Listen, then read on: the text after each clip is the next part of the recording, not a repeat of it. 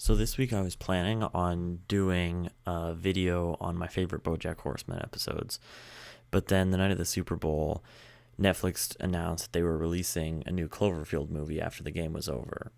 And so, since I'm a pretty big fan of the Cloverfield movies, I decided to watch that after the Super Bowl, and I figured since it was topical, I would review that today.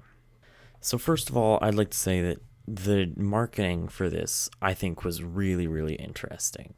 A lot of people were kind of confused by it, even though it wasn't that bizarre. Netflix has tons of streaming content they can release at any time they want to, and they chose to release it very intelligently and with reasonably low marketing costs, considering that 30-second spot probably cost them about $5 million compared to most movies marketing. That's really good.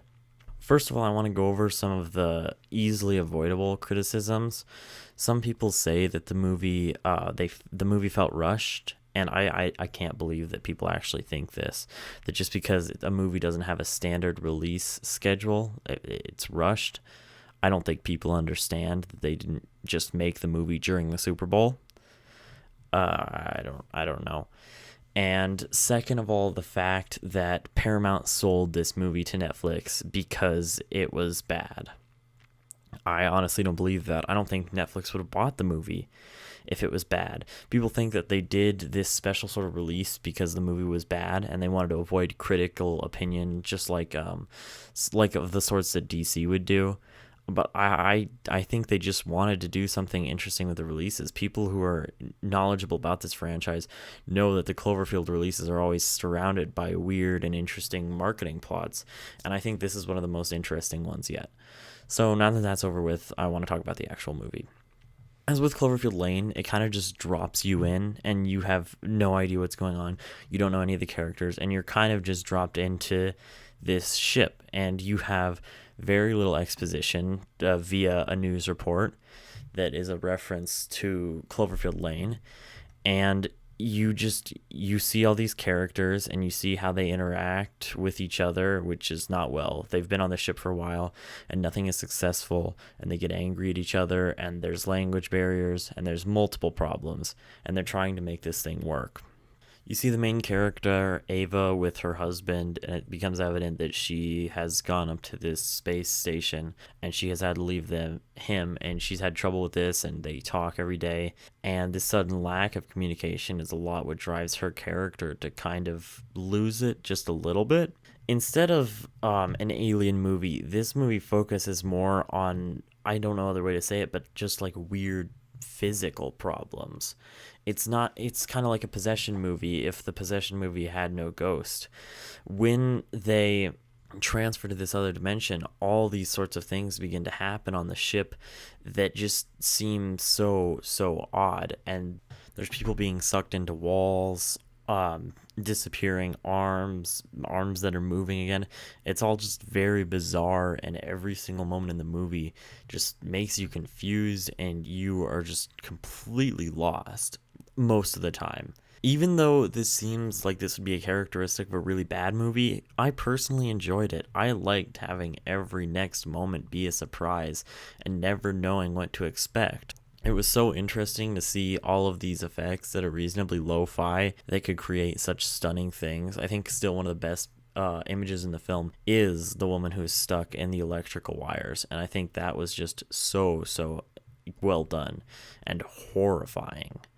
Some of the stuff does come off goofy. The guy who loses his arm, it does look a little cartoonish, but honestly, it didn't take away from my enjoyment of the film as a whole. A lot of people are complaining that this film doesn't seem to answer many questions, and it just creates more, and it's a totally standalone film. And to those people, I ask if they've seen Cloverfield Lane, because none of these films have hardly anything to do with each other, except for the invasion, which is a common thing in all three of the films. None of them have anything to do with each other. They're not direct sequels. The whole point is you can piece them together by these little examples, but every time it's different characters and new things, and that's what I love about them so much, that a sci-fi movie can do a series without it having this deep connected story. And I think that's so necessary in this world of constantly creating new cinematic universes. I think this is truly what a cinematic universe should be. A universe in which all these things take place, but they're different events because that's how it works. I feel like the actors were really good. Most of them were fun until they were gone.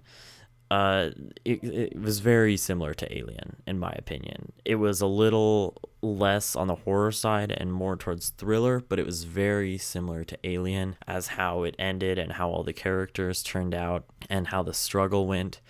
I loved the fact that there was no monster in this movie. I feel like that was perfect, and it allowed for these really cool effects to take place. It also allowed for some of these emotional fights between the people to occur.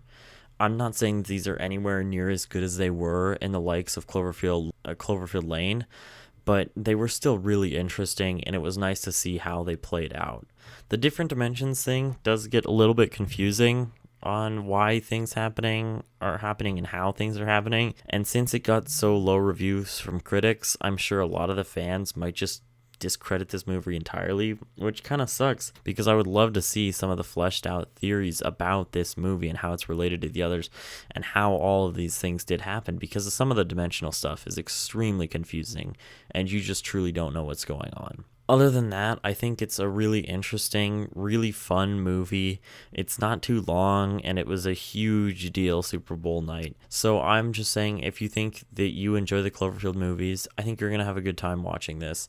If you just want to see a sci-fi thriller, I think you're going to like this. If you want to see a drama, this might not be the best choice for you because the human emotion aspect is not as developed as it was in Cloverfield Lane, but it's definitely still there, and you can see the conflict between the people occurring. Overall, I think it's a really good movie. I personally loved it despite all the critical response that is so negative. I hope that the next Cloverfield movie comes out soon, as it's already done filming. I hope that they don't do the same sort of release as this, because I want to see what the new things that they can come up with are, because I think that's some of the most fun of these Cloverfield movies, just seeing how they release them and what happens in them and just how they all connect. And I'm really hoping to see some great fan theories soon on all of this, because I personally have no idea what's going on in these movies.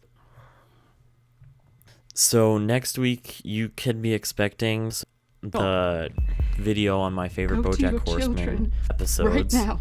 And if you want more reviews like this, these are always non-scripted. Subscribe to my channel. I did one on My Tanya last week.